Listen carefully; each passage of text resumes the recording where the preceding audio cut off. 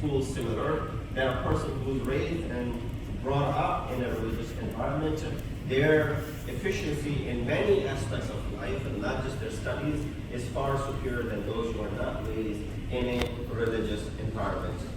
But that's a few, as you know, by discussion ways that inshallah I'll give you 4 or 5 pointers in this regard. How can we as parents play that role in our child's life so that they remain on the path which God has created them upon? Because there will be challenges in their life as they grow up. They're going to be facing a lot of challenges. They'll be facing the outside world, which will present ideas to them, and hence it is possible for them to adopt and go and follow those ideas. So this is where the role of the parents, especially within that first 6 to 7 years, when they have to be 100% influenced on their kids, becomes that much important. Why? Because the next 7 years of their life, their influence is cut down to only 25%.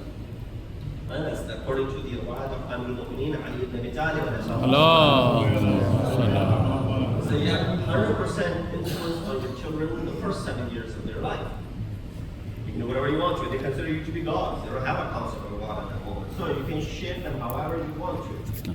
But then the following 7 years, when they're exposed to the outside world, when they go to school, when they have friends now, peers, and of course, with the social media and televisions and other distractions that are out there, your influence will cut down to only 25%. But this 25% will be okay as long as you were able to do your homework in the first 7 years of their life. So first aspect of this parenting then becomes emulation. The most effective method of transmitting values. You want to transmit these values to them. There's not an injection that you can inject into them, and then all of a sudden now they are full of these equipment, all of these values that you hold true and you consider them to be great. A lot of times we consider many things to be great values in human life.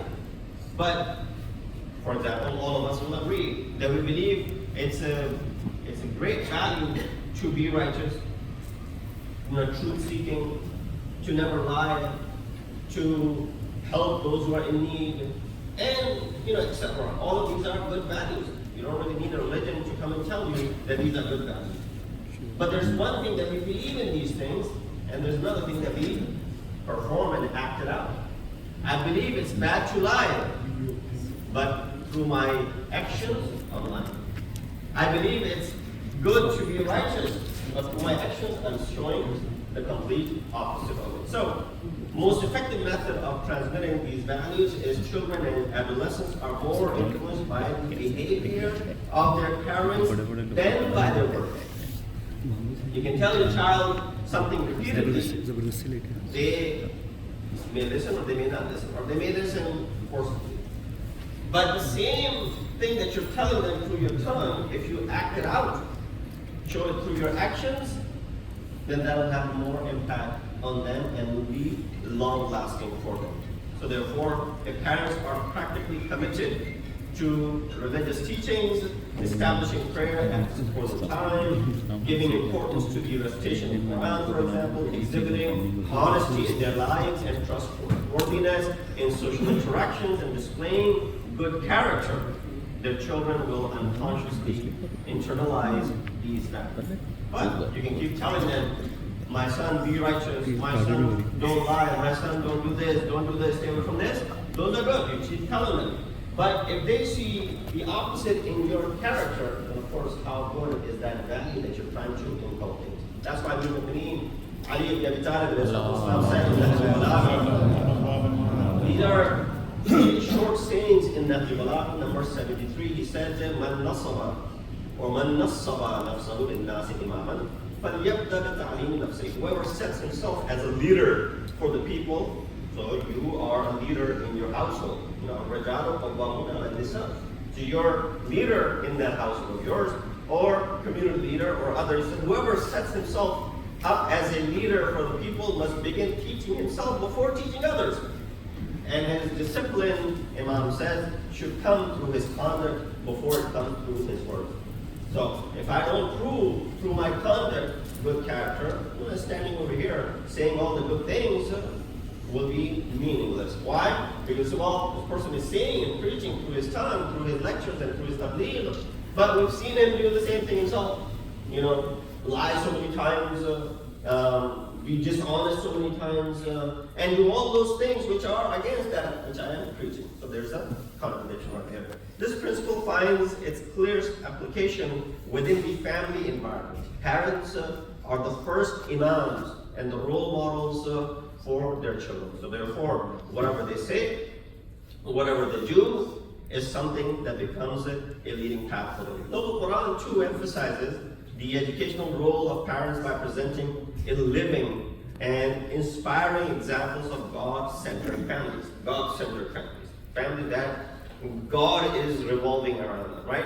They are revolving around God, in other words. It's not something God comes only once in a while in their life, maybe when they get up to prayer. But outside of the prayer, when it comes to their business transaction, God has nothing to do over there. When it comes to interacting with their relatives, God has no role over there. When it comes to interacting with their social life, God has no role over there, for example. But here we see that, no, God-centered life is where you are keeping God all the way around in your life. So therefore, there's a famous story of Luqman in Quran. And in fact, there's a chapter called Luqman in Quran, where ayat number 13, a clear model of religious upbringing conveyed through affection, wisdom, and practical guidance. That's the important aspect. Sometimes we just quote this ayat or these ayat of chapter Luqman without realizing the compassion behind how a father is speaking to his children, or his child for that matter. It's just the instructions we take. He tells them, Ya bunayya la tushrik billah inna shirka la zulmun azim. That, oh my son, do not associate partners with God. Indeed, it is a zulmun azim. It's an oppression, it's an injustice. Oh my son, do not walk on earth exultantly. You're not going to go ahead and press it down. Oh my son, do not, do this or do not do this, or do not act arrogantly. All those instructions that are mentioned. We mention, which is of course the important part, the instructions, but we fail to understand sometimes how those instructions were given. That's the beauty that lies in say, Ya bunayya. In Arabic, those Arabs sitting over here, they'll understand the word Ya bunayya is full of compassion. And sometimes you say, Ya ibni, oh my son. That's just a normal way of saying, oh my son. You don't really say, oh my son, but for example, if you said, oh my son, or you call them by their name. But then we make it into what is called in Arabic, tasghir. For example, from Hassan you have Hussein, right? Hassan is beautiful. Hussein, small, in a smaller way, beautiful. That's the best of the translation, not accurate, then on the go. But you get the point. Similarly, you have Ibni. From Ibni, you have Bunayya. Showing further love and compassion. So every time he's giving this instruction, he's including what? That compassion. What do we see that from the parents today? When they're giving instruction, they're shouting and they're yelling and they're screaming.